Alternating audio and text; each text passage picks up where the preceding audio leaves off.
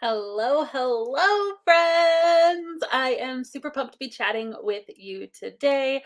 This is Ask Abby Live. It's the time of the month wherever I get to come on and just chat with you guys and have you ask questions.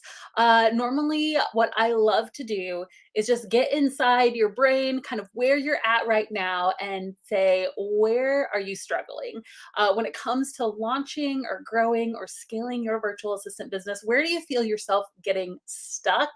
And let's dive into it, right? Let's ask the questions. This is your chance just to ask me anything. And so I love this time every single month. It is just one of my favorite times. So I would love to know from you guys as we are jumping in if you have your Christmas shopping done yet. I have not started yet. Like, I swear I am either the person who gets my Christmas shopping like completely done. I'm talking before December 1st hits, I have it all done, or like like 3 days before Christmas, I'm scrambling. And there's no in between. So apparently this is a scramble year for me.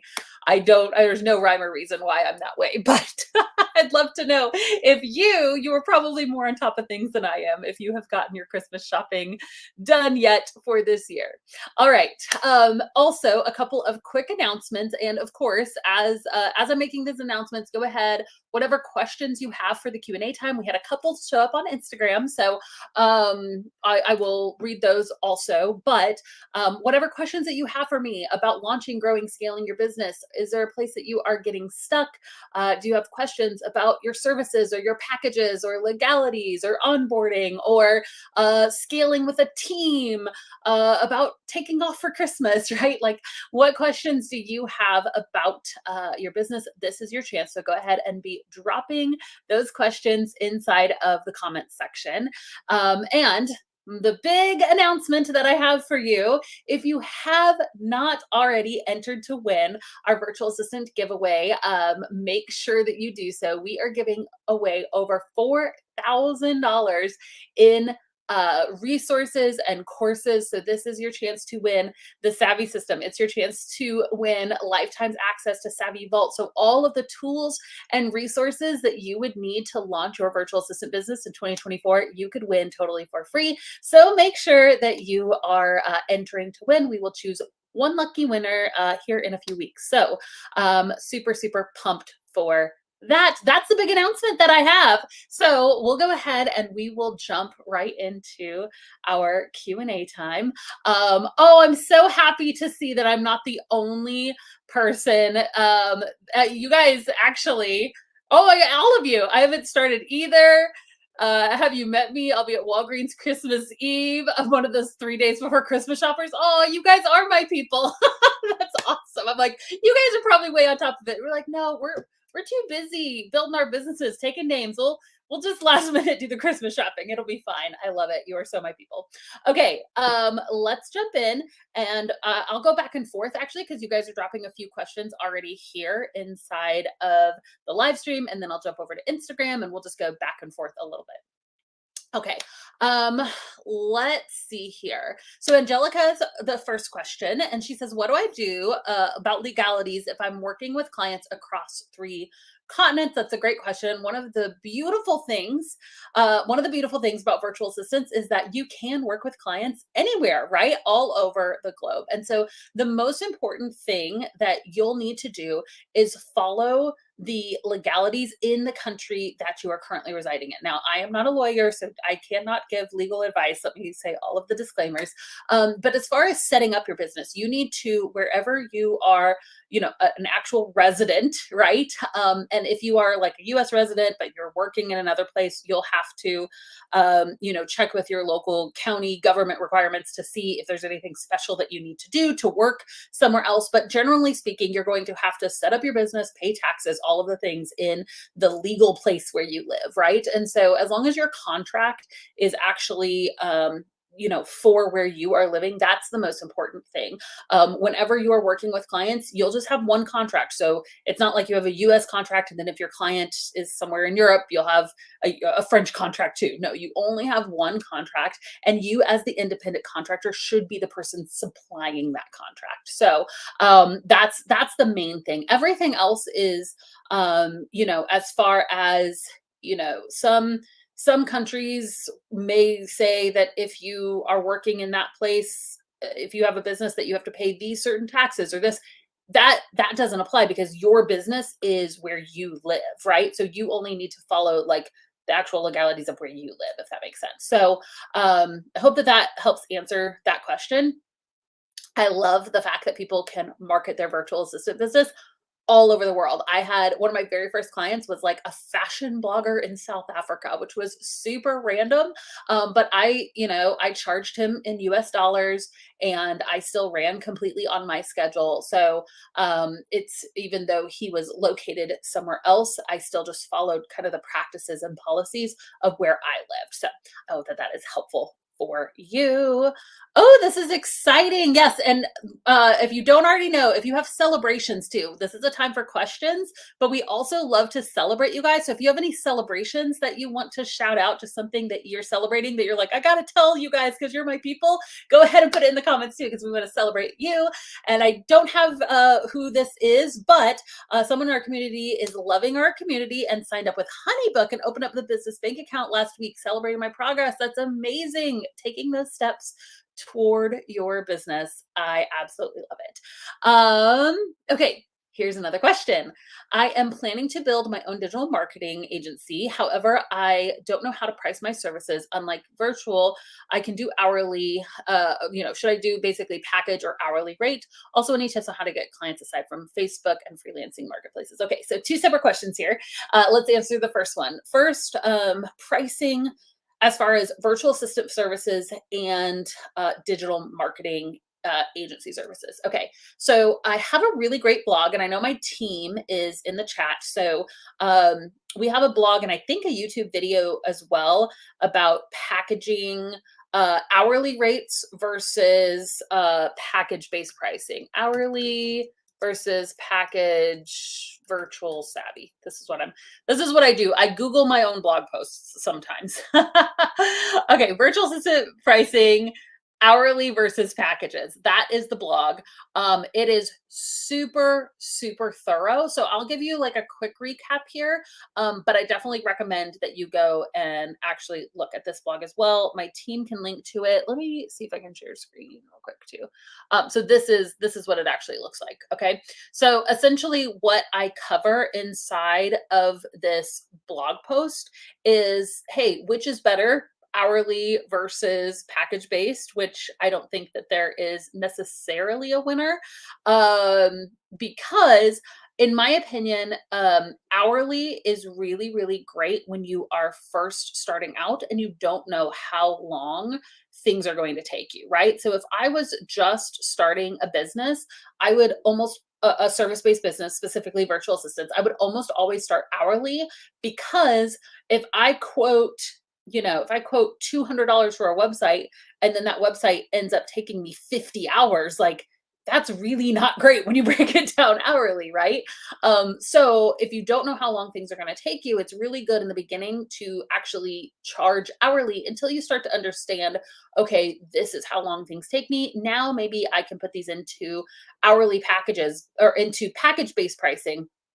Because what's beautiful about package-based pricing is that the better you're not penalized for getting better at your job, right? So again, if that same website used to take you 20 hours and now it only takes you 10, if you're doing hourly, then you would make less money because you are getting better at your job. Like that doesn't make sense, right? So there is like a transition point, I believe.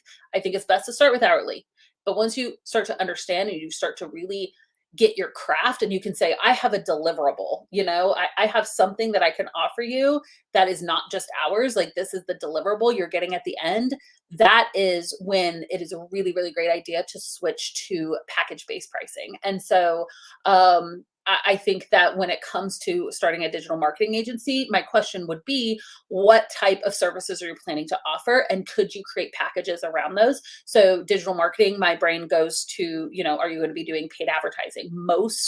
Like Facebook ads, most people who run Facebook ads or Instagram ads, YouTube ads, whatever, they're not doing their packaging based off of hourly. It just doesn't make sense. It's not as scalable.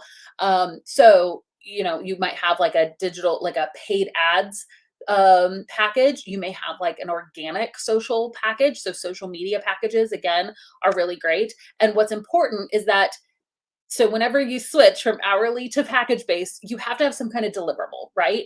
You have to say, this is what I'm actually offering. That's not just hours. And so, if you were offering Pinterest management services, you would break it down and you would say, all right, in this package, I'm creating this many original pins, I'm reposting this many times, I'm joining this many boards. And so that is the deliverable, right? And so what is the deliverable for each one of these packages? That's what you'll have to think through as far as the digital marketing agency. What services are you going to offer? What are the deliverables? Break down how much time you think it will take, and then maybe overestimate a little bit, and then charge your hourly rate times that. So in the back of our heads, we almost always still have an hourly rate, right? Like even I still have an hourly rate, because I will say yes or no to a project based off of how much I know it will actually break down to hourly. So I think that it's important to still, even if you're moving to package-based pricing, you have to know, this is what I'm willing to work for on an hourly basis and what I'm not willing to work for on an hourly basis. So that's how I kind of guide my larger package-based pricing, is still a version of an hourly rate, right? I'm really curious what that rate is for you guys. If you're open to sharing, it's okay, you don't have to, but if you're open to sharing, like, I work for $30 an hour, or I won't take a project that breaks down that's less than $50 an hour or $100 an hour. I'm just really curious if you guys want to share that in the comments. All right, let's keep going. And the other question, and I'll go ahead and answer this because I know that we get this question a lot, is just where else to find clients, right? So there are tons of different places to find clients. I love talking about marketing, so much so that we created an entire webinar all about how to market your virtual assistant business. If you guys have not already watched that webinar, it's thevirtualsavvy.com/BBO. This webinar goes into my top 3 favorite places for finding clients. The number one is our personal outreach template. And people hear that and they're like, oh, I have to sell to my friends and family. And it's like, no, no, no, no, no. I'm not asking you to sell to friends and family, right? I am asking you to let your friends and family know about what you're doing, because referrals are and forever will be the best form of marketing. It breaks the trust barrier. So whenever you meet somebody for the first time, or let's say you just see like a commercial on TV, right, for toothpaste, it's like, okay, cool, toothpaste. Whereas if a friend tells you this toothpaste is amazing, it's going to change your life, like that, you have just like reduced the amount of times you have to be exposed to that ad by tenfold, because someone just said they lent their trust to you, right? And so if by getting referrals, that person is lending their trust to the individual so that it doesn't have to be formed. So that's why referrals are so important. That's why relationships are so important. I would so much rather you go out and make some great relationships, talk with business owners in your local community, have virtual coffee shops, virtual coffee chats with real entrepreneurs that you can build relationships with, over posting to your socials 5 times a day, right? And so really getting in there and like connecting with people is one of the best things that you can do for your VA business, or any other service-based business, to be frank.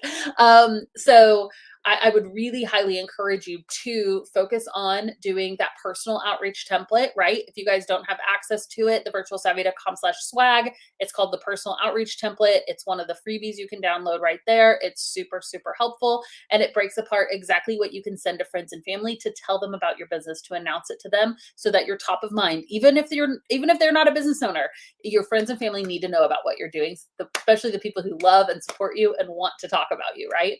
I also really love live networking events, and that could be conferences, that could be local meetup groups. I completely sold out my services with local marketing in the very beginning. I then eventually once I had my second child, moved over largely to simulating that same experience inside of Facebook groups. But you asked for non-Facebook groups in the comments. So local networking is so incredible. And if you don't have a local networking group, like if you go to Facebook, you go to meetup.com, you go to your local chamber of commerce, and there's not a whole lot happening, maybe consider starting one. We've had a ton of savvy start their own networking event, and it turns into this like incredible opportunity for you to connect people to people, and for you to instantly be seen as an authority as well. So there's lots of different ways that you can go about doing that, but that is one thing that I would highly, highly suggest.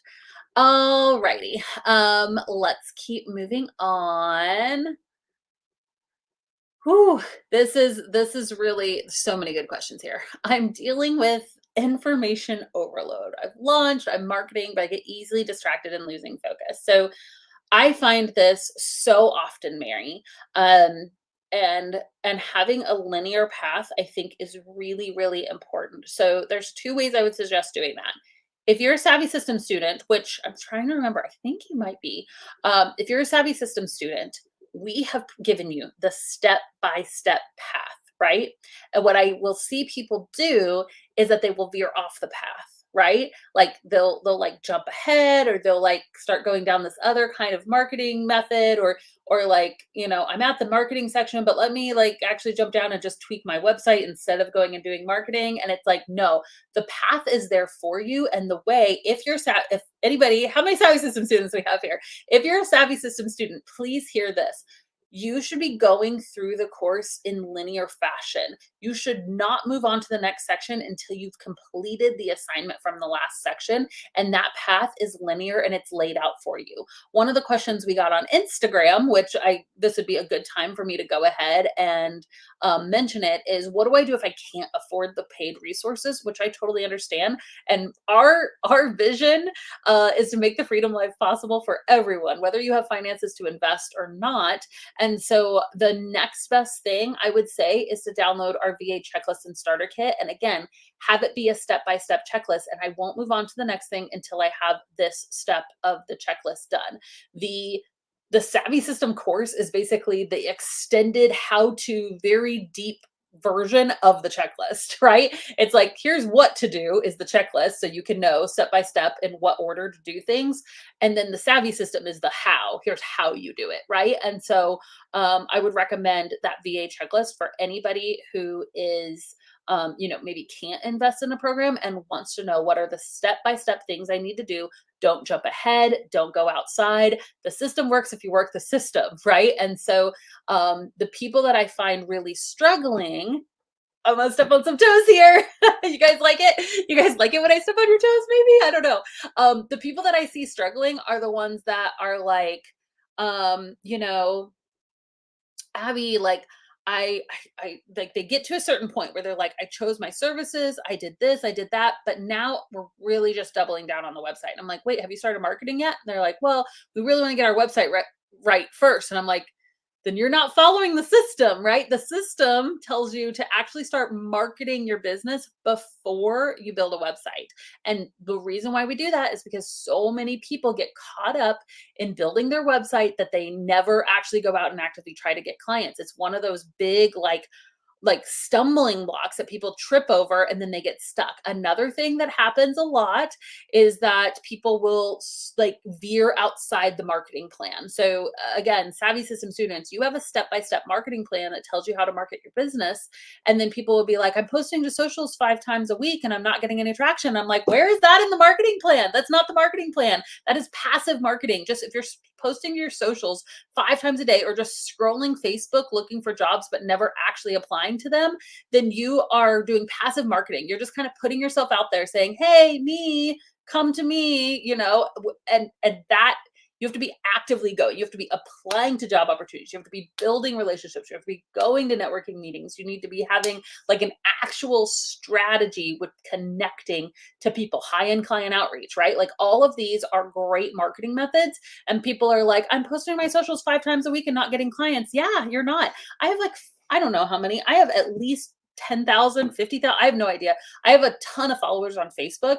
And you know what? I will post something on Facebook and 5 people will see it. Okay. Like having an especially on Facebook, it's a little better on Instagram, but having like an organic method to try to get individual attention is not a good idea for your business. Like you need to be making one-on-one connections. There is a season. There is a season where you should start doing content marketing. Once you have a full client load and you have made it takes 4 to 7, sorry, you tell I'm getting excited. It takes 4 to 7 clients to sell out your VA business for most individuals. Okay. So you need 4 people to say yes. So once you have those 4 to 7 people say yes, that is a great time to start an email list, to start doing like a social media strategy. But the thing about social media, organic social media especially, is that it's a long build, right? Like it takes a long time to build a lot of followers, to build a lot of interactions. And so you need to get like hundreds, thousands potentially of people to follow you and then say yes to come into your system, right? Whereas if you're doing one-on-one connections, you just need 4 people. So you don't need hundreds of people to say yes, thousands of people to say yes to following you. You just need 4 people to say yes to a coffee chat because you met them at a networking event, right? Like that is the difference between active, like person to person marketing versus building a big following. Okay. I'm not saying you never want to build a following, that you never want to do content marketing, that you never want to do all of that. I think that is great. But for a service based business, you got to be making the connections. You got to be getting referrals. You got to be like actually connecting, applying to jobs and doing value first. That's how you're going to sell out your services. Okay. Soapbox over. You're like, I don't know if I'm gonna show up to these live streams anymore. Abby just yells at me. I'm sorry. I have to put my passion somewhere. Okay. Here we go. Oh, this is a great question, Layla. How to work on your rate if you're getting another VAs to subcontract for you? I love this question, and I love when anybody starts their business with the end in mind. I personally, if you guys have taken our quiz, here, I'll post it up here. Sorry, I'm just posting links like crazy today. thevirtualsavvy.com/quiz. It helps you know your VA personality. I am the visionary 100%. And so I am really big on starting as you intend to go. And so when I started my business, I started with the intention to subcontract. So my very first job, I immediately got a subcontractor because I was like, I don't want to be doing all the work. Like I want to go out and I want to tell people about my business because I love marketing. And then I want other people to actually fulfill the work. So I did that from day one, which means that I needed my rates to be high enough to sustain that. So my recommendation, and this is a blanket statement, so it can be varied. Don't take this as like hard and fast law. Just know this is what I would recommend. I believe that your contractor rates should be about 30% of your overall rate. So if I am a virtual assistant and doing general admin and I'm charging $30 an hour, I would probably be paying my subcontractors around $10 an hour. And I know that that's not a lot, but again, I don't generally pay subcontractors that are like other VAs, right? Like, no, that's not a lot of money for a VA, but for like a stay-at-home mom with a 1-month-old baby who I'm like, hey, would you like to work 5 hours a week totally on your own schedule and you just have to create these graphics? Yes, please, right? They don't have to build a business. They don't have to go out and get their own clients. They don't have to do any of that. Like $10 to $15 an hour, it's not great, but it's something, and that can be really a lifesaver for somebody, right? Now, once you start getting into more specialized skills, so let's say I am a copywriter, I would probably be charging closer to $60 or $70 an hour for my services. And if I want somebody to do really great copywriting work for me, then I'm probably paying that person about $20, $25 an hour. So you can see where that 30% range is really, really great. And what it does is that if you're looking at your expenses as a whole, so the money you bring in, let's say you bring in, $1,000. and 30% of it is going to contractors, right? That means that you have 70% left over of profit. Well, out of that 70%, you probably have some operating expenses, right? You have some software, maybe you've invested in an awesome course, something like that. That's probably going to take another maybe 20% of your income. So that $1,000 just became $500. Okay. So that is your profit. It is totally reasonable and possible, you guys, for your businesses to be making 50 to 60% profit. It really is, because the cost of a business is not that much, your operating expenses when you're first starting out. So I think that 50% profit margins are totally possible. Um, and so then out of that, so again, I started with $1,000 of profit. My operating expenses, including contractors, took 50% of that. So I have $500. I'm going to be saving about 20 to 30% of that back for personal, for self-employment taxes, right? So what's left over at the end after I've paid taxes on that profit, that's going to be the money I actually bring home. And so, and my recommendation is that you just pay yourself a monthly distribution. That money all goes into a business account. And at the end of every month, after you've like, this was my profit, 500 was for profit. I'm going to put 20% of that, 30% of that in this separate savings account to save for taxes. The rest, I'm just going to distribute out as a personal distribution. So that's my recommendation as far as like how much to subcontract. I think a 30% of your overall rate is a really good guideline to go by. All right.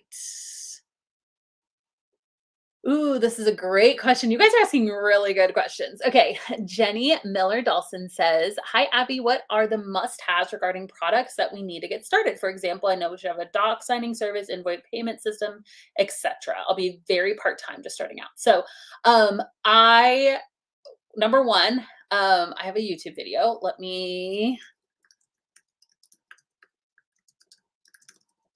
I love showing you guys our additional resources.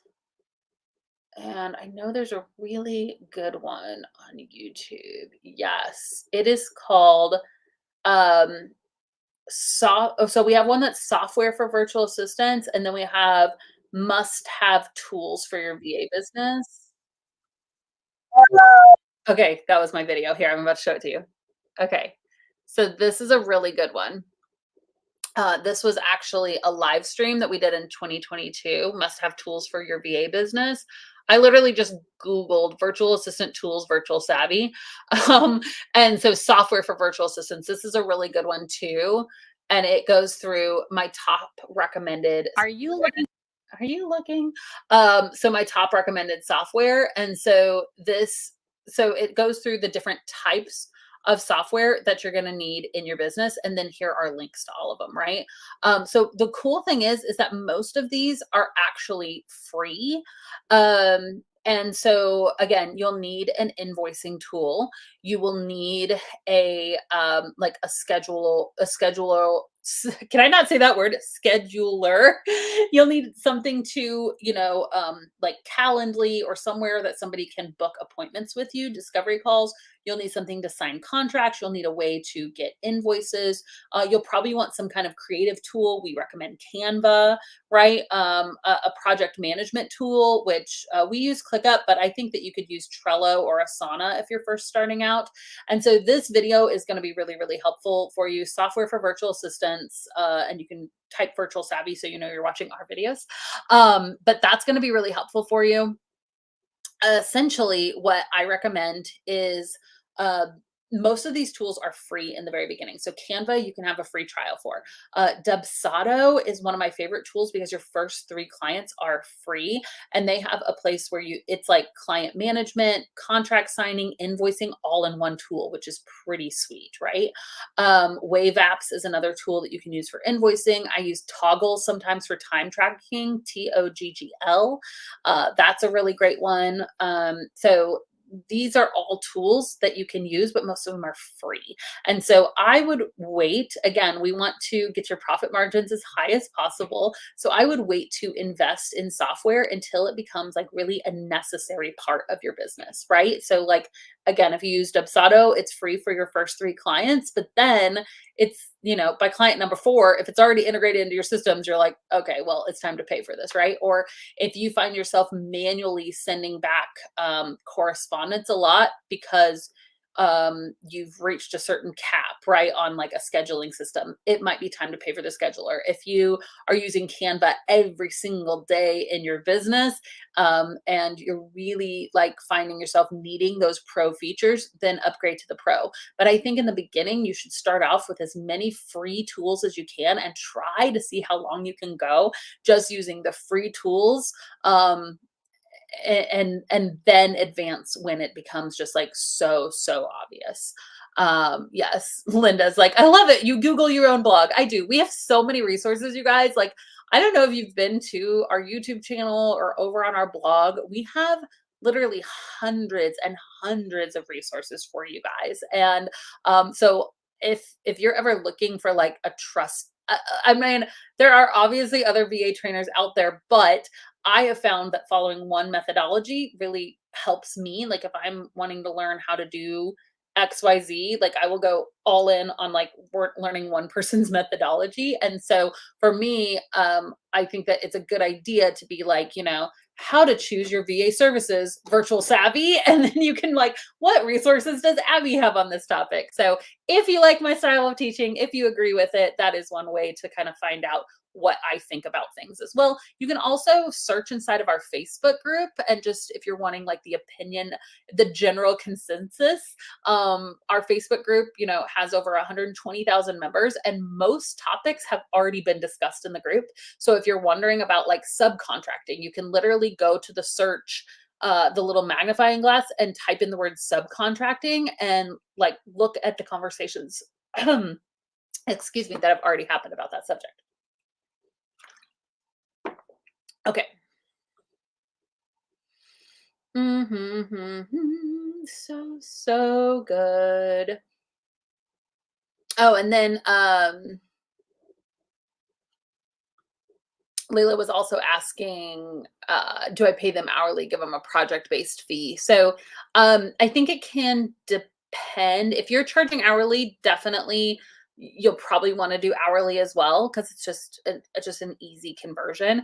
If you're doing project-based work and you're subcontracting the entire project, so let's say, I'm just going to go back to a website because it's just simple. If I'm charging $5,000 for a website, I could literally subcontract and somebody else builds the whole website for $3,000 and I make $2,000 off the top, right? Like, I mean, there's different ways to do business. I usually prefer paying my subcontractors hourly until, again, I really get to know them. I know how fast they work. I know their scope of work and their project really well. And then it might make more sense that for your bottom dollar to just do a flat rate, a project-based fee with them. But generally, I will do an hourly rate with subcontractors. Okay. Um, Oh, this is a good question, Susie. We're kind of on a subcontractor talk right now. I love this. Susie asked, how do you recommend introducing subcontractors to your clients when clients are used to working directly with you? So um, there's a couple ways to go about this. If you have a subcontractor on your team, um, what I recommend is from day one. So again, we can approach what this looks like if you decide to add a subcontractor eventually.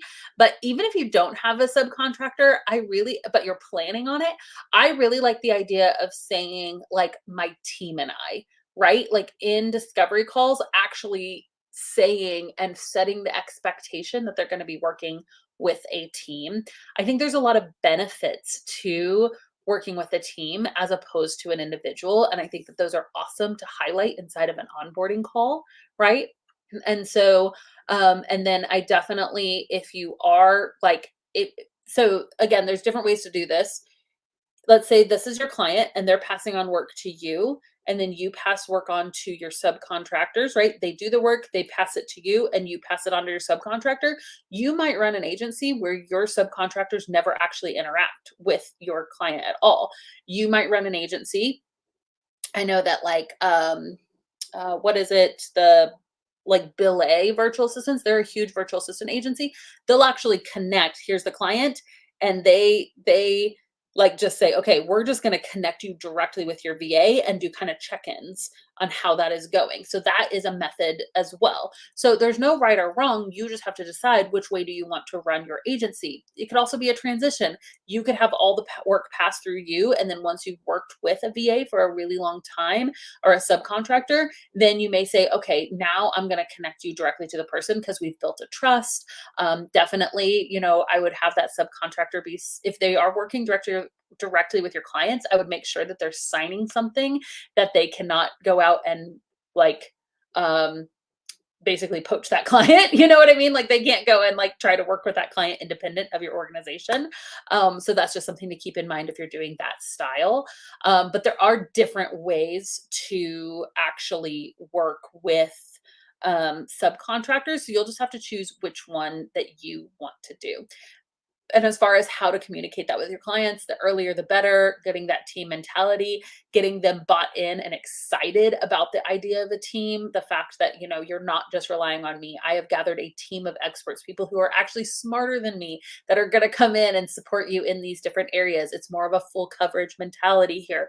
Things like that is going to sell this individual that they're not just working with you, they're working with the team. You are the person, they trust you. So it's still okay for them to connect with you and to trust you. But like now, again, that whole trust factor, you can say, you can lend your trust now to the subcontractors and say, this is the team that I've gathered, and you can know they're going to be awesome because I hired them, right? And so that's kind of the mentality that I would go about whenever talking about subcontractors. Um,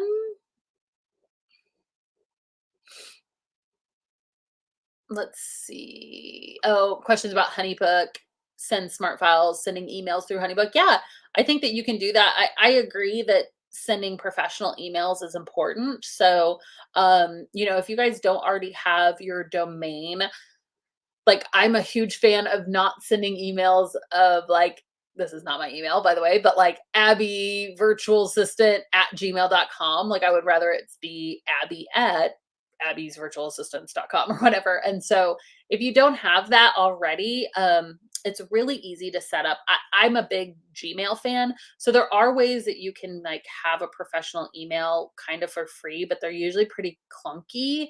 And so I'm a big fan of just doing like Google professional. Uh, I'm basically just showing you guys how to Google in today's live stream. I hope everyone's okay with that. Okay, so so share screen. So if I just type Google business email, right? Um, and then how to create a professional business email. So it's this Google Workspace. So free for 14 days, then $6 per user per month. So you don't need to have multiple email addresses. So this would be an operating expense. This is one of those things that it's like you don't have to do this, but once you are ready to pay for things, I mean, $6 a month to be able just to use Gmail and have a really professional like Abby at myawesomevirtualassistantbusiness.com, whatever is, I think really worth it. So if you've bought your domain already, you do need to like purchase your domain, then you can go and actually set up a business email through Gmail, and it's $6 a month. And I think it's really, really worth it. So as far as sending professional emails, I would do that. Now, I think what you're asking about specifically was like sending your emails through Honeybook so that it's like formatted really pretty, which is fine too. Or again, you can just do it in Gmail. Those are just a couple of recommendations that I have. What's the percentage held back for taxes? Oh, 20-30%. Yeah, I usually do 30% just to be on the safe side. Now that's 30% of profit, not 30% of revenue. So again, going back, if you made $1,000 and you spent 500 on a subcontractor and operating expenses and software and all of the things, your profit would be 500. So you would want to save 30% of that $500, not 30% of the $1,000. Okay. So, and that is a lot of times more than you actually need. But I think that I would rather save back more than not enough, because then if I get my tax bill or, like work with my accountant and get what my tax liability is, and it's less than I planned, then hey, it's like a little bonus. Whereas if you underestimated your tax liability, then that's going to have to come from somewhere, right? And so I generally go for around that 30% range. It depends on so many different factors. It depends on your tax bracket and where you live and all the different things. So I 30% is kind of a general rule of thumb. If you are working with an accountant for your business, they should be able to tell you a little bit closer to what you should be. That number may be way less, it may be a little more depending on where you live, right? And so I think 30% is a really good general rule of thumb. Does Honeybook have electronic signatures for contracts to be signed? Yes, they do, as well as Honeybook, or as well as Dubsado. Those are my top two, I would say, as far as client management tools. There are other, there's Adminja, there's a couple of other, oh, what's that other one? Bonsai, I think, is one. So there's quite a few different. Honeybook and Dubsado, I would say, are my favorite, and they both have an essence of like a free trial. So I would just try both of them out and see which one you like the best. Um, yes. All right. What other questions? Any advice to someone looking to start out brand new, currently working full time, want to transition? I know there's a hard transition time at first. I haven't joined the Savvy system yet, but hoping to soon. Awesome, Amanda. We would love to have you in the Savvy system. We will be doing so Savvy system is always available. You can always go to savvysystem.com. Again, it's our step by step resource, one stop shop. Everything you need to launch your virtual assistant business is inside of Savvy System, and you follow the system. You follow the system, and the system works. So savvysystem.com. I will give you a little insider information if you decide to wait until January. I think it's January 16th. It's mid-January. We will be doing another big sale where it will be heavily discounted. So that is the next time to get in at a large discount, would be in February. So just something to keep in mind. But your question was just kind of, how do I get started? And especially if you are, if anybody here, not just Amanda, but if anybody here is kind of in that, I want to get started. What do I do now? I want to eventually be able to afford the course, but I just can't yet, or I'm kind of waiting for that January launch. My biggest recommendation would be to download our checklist, the virtualsavvy.com/checklist, and just start checking off the items. You can go ahead and choose your business name. You can get your EIN number, right? You can do a couple of those things with even the free resources that we have. And once you've kind of gone through that checklist, then you'll kind of get to the marketing. And the marketing part is where it's like, oh, what do I do next? And that's where, the Virtual Savvy is really wonderful. And the Savvy system is wonderful because we provide you with checklists and templates and, all of the things you need to market your business. But there's so much in the setup as far as choosing your services, choosing your rate, getting your EIN number, claiming that domain, setting up your email. There's like a lot of little things that you can start doing, and a lot of those are outlined in the checklist. So I would just start working your way through the checklist. That way you have a really good foundation for when we do launch again in January, and hopefully you're able to join at that time. So that would be my recommendation, is just to start chunking away on all those tiny things that need to happen. Awesome.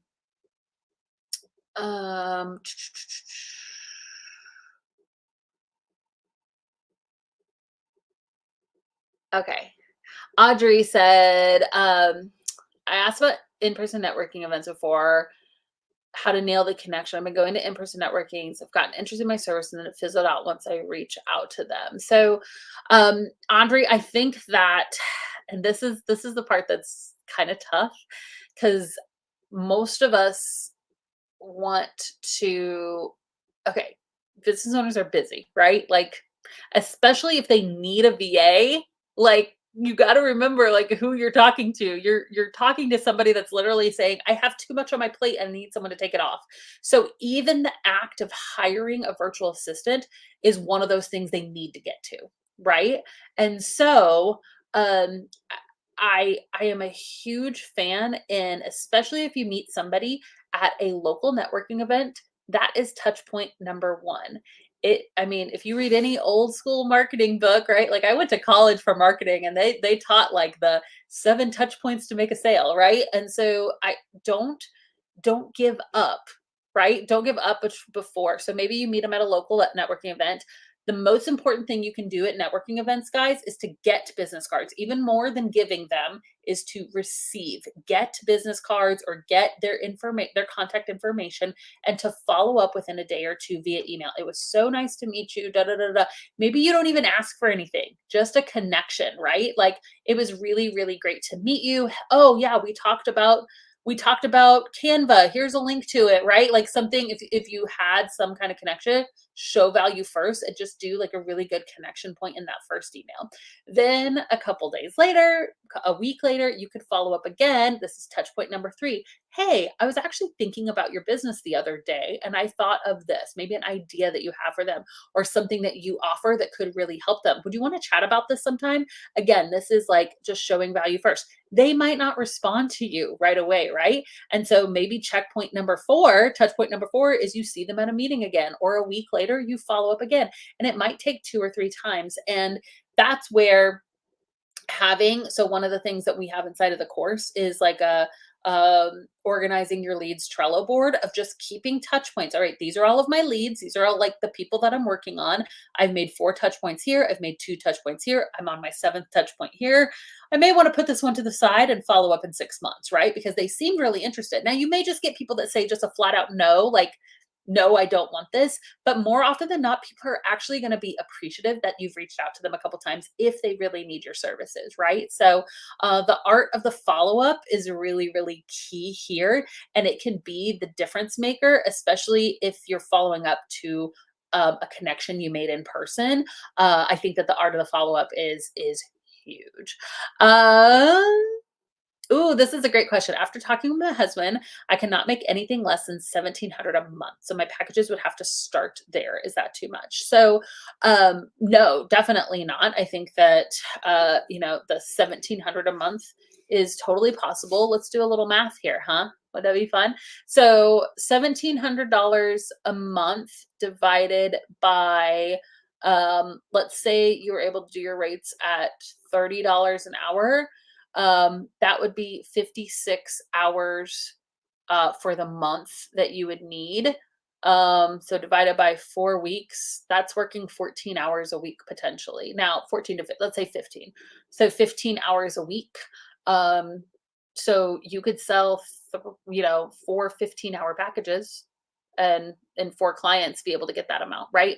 And again, I mean, there's other things that we could factor. I don't know if that's pre-tax or post-tax that you were talking about, so you might need to change that a little bit. But there's so many different levers that you can pull then once you start kind of mathing it out, right? So, you could raise your rate to over $30 an hour. You could work more than 15 hours a week, right? You could actually keep your rate at $30 an hour, and all you do is subcontract the work. So you may have to get more clients, but then there's uncapped potential to how much you can make if you're building a team, right? I know individuals who have 50 plus subcontractors, right? There's VAs who have literally gone through our course that are making 6 figures in their business. We have one individual that just hit 7 figures. She texted me like a month or so ago saying and it was actually in September, I remember. She's like, we hit the 7-figure mark, right? Because she built a team and that was the way she did it.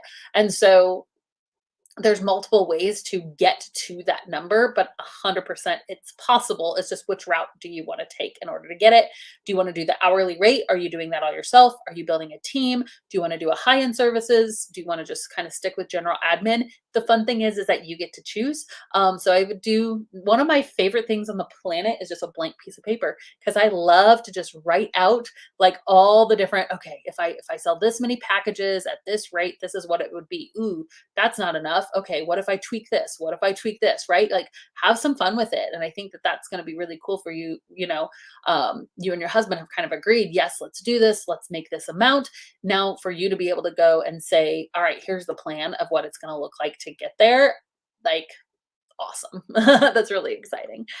Um, Do you have a list of expenses that can be used for taxes? I don't. I think that this is really important, and there are tons of articles written on this, so I won't go into detail too much. And I do know that the tax laws change, so I would definitely recommend doing like a 2023 list or even a 2024 list because a lot of those laws have already been like kind of put into place. What's going to count and not count? Like, there have been times where you could only count off 50% of meals, and then later, I think like after COVID, they made it you could write off 100% of meals because they were trying to like stimulate the economy to go back to eating out again for all these restaurants that were suffering. So, it kind of changes year to year. So I would just again Google like 2024 list of business expenses, right, for tax write-offs.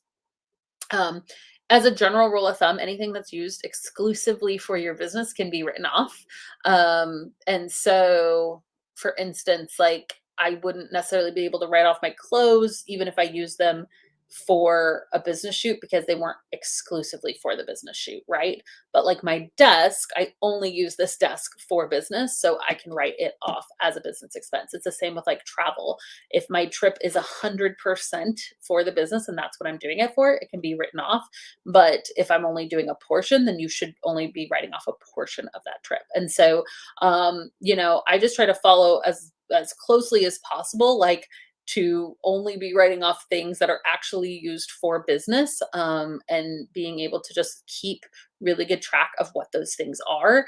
And so you can do that in QuickBooks, you can do that in your own accounting, you can do that in a lot of these softwares that we've talked about, but where you're actually going and classifying this is what this expense was used for, is going to protect you the best as possible. So if you ever were audited. So, yeah, I think that that's, obviously software 100% deductible, education savvy system 100% deductible, and a lot of like resources, like I buy business books all the time, coaching, consulting, office supplies, lighting. I use lighting for my lighting and camera for discovery calls and things like that, and I'm only using it for business. So that's the general rule of thumb. Um, let's see. Namecheap for domain names. How does that work? I signed up, sure not how to get the domain to work. Yeah, so Namecheap, one of the reasons that I recommend Namecheap is because their customer service is really good. So if you've purchased a domain through Namecheap and now you're like, how do I actually link this to my website? Their customer service is really, really good and they'll walk you through the process step by step. I have purchased probably 100 domains. I have probably set up like 20 of those domains onto actual websites. And every single time I still usually have to have them help me because I'm like, how do I do this again? And so they're really, really helpful to actually help you figure out how to, and you've got to decide where you're going to build your website. So are you going to build it on WordPress? Are you going to build it on Squarespace? And then depending on that, you can kind of set it up. Maybe you're not building a website yet and you're just using this for email. Again, you can do that Gmail workspace professional email, and Google can lead you through how to actually connect it to your domain if you bought it through Namecheap. Namecheap is my favorite place to buy domain names though. What's the difference between the free Savvy system and the paid version? So we do not have a free Savvy system. So you can go to thevirtualsavvy.com, and that is our website where we have free resources. We also have a free training called Become a Booked Out Virtual Assistant. That is thevirtualsavvy.com/BBO. So that is a free training as well.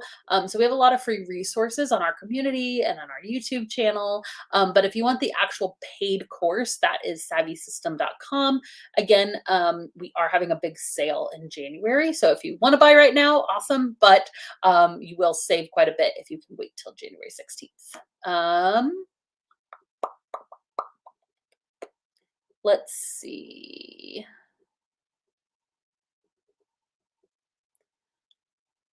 Do you charge per hour? We talked a little bit about pricing and packaging already, so you can go back up and see, my team posted a blog link to that. I'm looking, I know we're almost running out on time, so let me see if there's anything. Um, This is a great question, Emma. Where do high earning clients spend time? If we are trying to target higher earning individuals, would a LinkedIn be best? I'm not sure where to look. So, um, I think that if you, and I saw your question earlier too, where you're like, I got to make this much or bust. And so, like, let me just start off with a $1,700 package. And then you only have to get one client, which I actually think is a really smart idea for you. So, 1700, again, let's say, I'm going to divide that by $40 an hour. 1700 divided by 40 would be 42.5.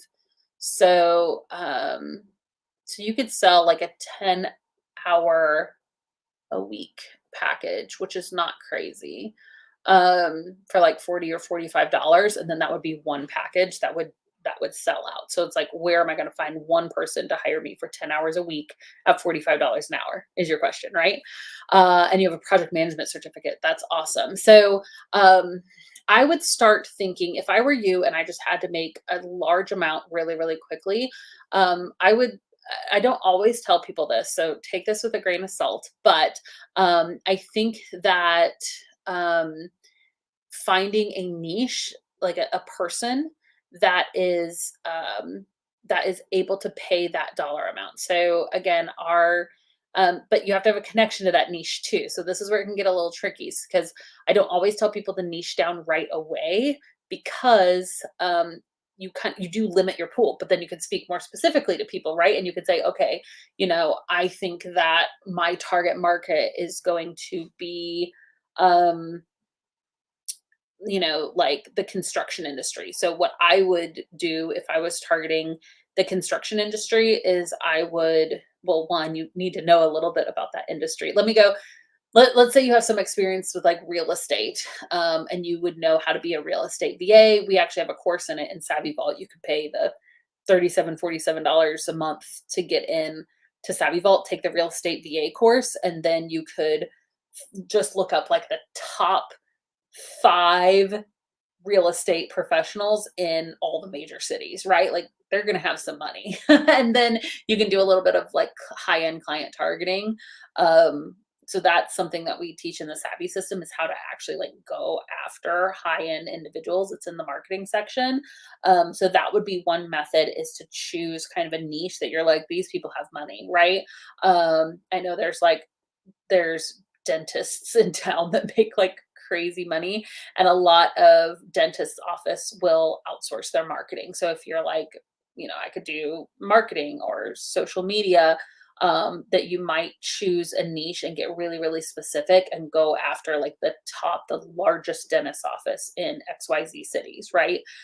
So any of that works as far as niching down. So you're gonna have to go after those people though. That's the difference, right? Is that like if you get super, super targeted, you're gonna have to go to where those people are. So are there dentist Facebook groups? Probably. Are there, could you do the high-end client outreach where you literally get a list and you start emailing, you start doing value first, high pitch emails to try to pitch your services to them. So all of these are ways that you can go about this. Um, and so I think that if you're like, I right away want to target a high-end client, you might want to niche down, but I would recommend it can take, it's just like, just proceed with caution because it can take longer sometimes to get your first client. But then when you do, they're really, really good, right? So that's like the benefit and the downfall of niching right away. So I hope that that's helpful.